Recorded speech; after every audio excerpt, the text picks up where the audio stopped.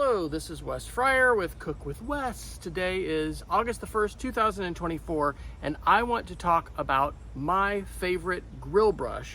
And I'm going to also do this by talking about a bunch of brushes that I've tried that are not great. So, I love this grill. This is my RecTech smoker. I have a Weber kettle that I've cooked on for 20 years. I just smoked a tri-tip the other day. Not that much to clean off here. But, you know, I'm constantly cleaning my grill grates, and I've tried a bunch of different things. So I did a review a while back of this. In fact, I'm just going to throw this away.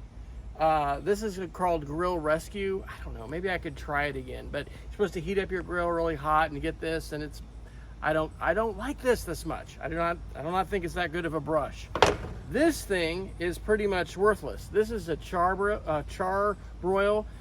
One of the things that I've heard people say, and I'm sure there's validity to it, is that you don't want the little, metal shards to come out obviously in your food. You don't want your animals, like your dogs, to lick them either. But this just doesn't do it. It doesn't clean the grate like I need it to. Okay, third not great brush. This is like so cheap. It's like $3. And this has metal brushes, but this is not very good. In fact, I think I'm going to throw away all of those brushes, and I'm going to throw away my old one because I have a new one.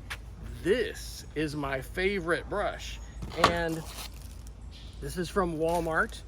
This is the Expert Grill 3-head grill brush. Okay, but the reason why I love this brush so much is because it works so well. And fine, there'll be people maybe that are going to comment and talk about bristles and everything like that, and I'm sure that is a risk, but this brush is great. Here's what happens though. Okay, here is my new one, here is my old one. Okay, this thing fills with grease, right? And so it needs to be replaced. And so I'm done with this, finally. But oh, and look, there is a difference. Huh, okay, well, I guess different brands, because this one actually has the metal on the top. I wonder where I got that one. They're almost the same. And the key is the bristles and everything like that are the same. I don't really use that metal part that much. But anyway, I'm gonna just look at that. Look how clean it is. That's awesome. That's amazing. That's wonderful. Okay, that's what I'm talking about. So, my favorite grill brush, and this is for my Weber kettle. Here, let's go look at the Weber kettle too. All right, this is not looking very good. Look at all this. Ooh, it looks terrible, doesn't it? I wonder if it's getting water in here. So, man, that looks terrible. Maybe I should cut that part out.